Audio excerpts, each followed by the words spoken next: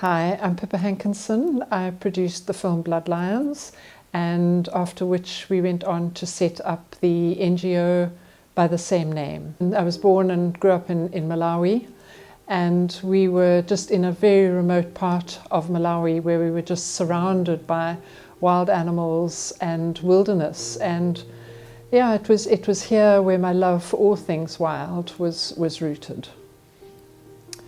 I got involved in conservation about 20 years ago when I sold my business in tourism, and I was on the boards of various organizations, but it was really in 2011 that my life changed when I went onto a captive lion breeding farm for the first time.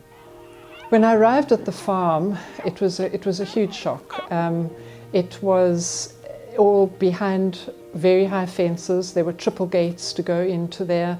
Each one was locked behind us. There were just rows and rows of captive lions in really appalling conditions. It was a very traumatic experience, and although I knew a little bit about the captive lion breeding industry, I wasn't prepared for what I saw.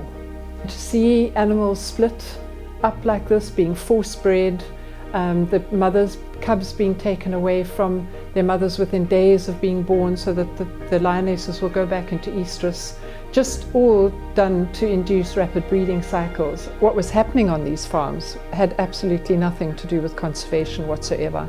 It was purely a very brutal commercial operation. It starts with the cub petting, it goes on to lion walking. The lions are then shot in what they call canned hunts, and then their bones are shipped to Asia for use in traditional medicine. The challenge for me was how to tell this story, because it was just so wrong.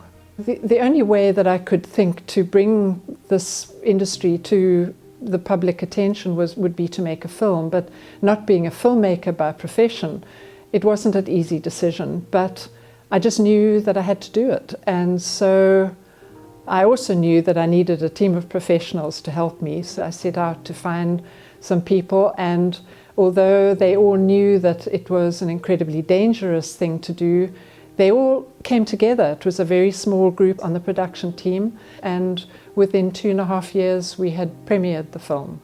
We knew that the breeders and the farmers would not be happy about what we were doing.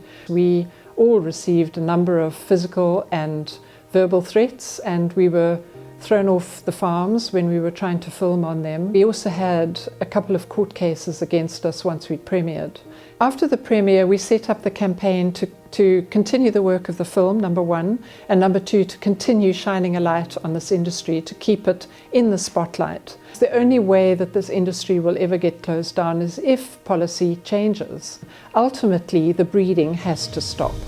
If the breeding was to be stopped, one of the first things would be that the canned hunting would also stop. But the bigger threat, in my view, is the lion bone trade. The tragic part of this whole captive breeding industry is the impact that it's had on wild lion populations, because the poaching incidence of wild lions has gone up.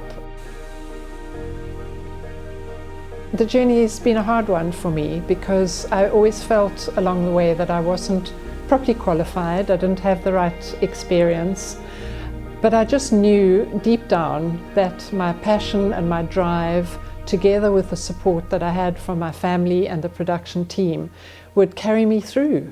And that's exactly what happened. I worked with the most incredible team of people who just supported me 100%. It was such an honor to work with these people and to learn from them. A lot of people ask me how they can help. One of the first things we say is, please watch the film. On the website there's a drop-down tab called Get Involved, and there are further options to how people can support us. Perhaps I can leave you with a quote by Martin Luther King, which both inspired me and spurred me on during my journey, and it was, "One's life begins to end the day we become silent about things that matter." I believe we all have a purpose. I believe we have a responsibility to this planet, and I also believe that when we stand together, we can achieve great things.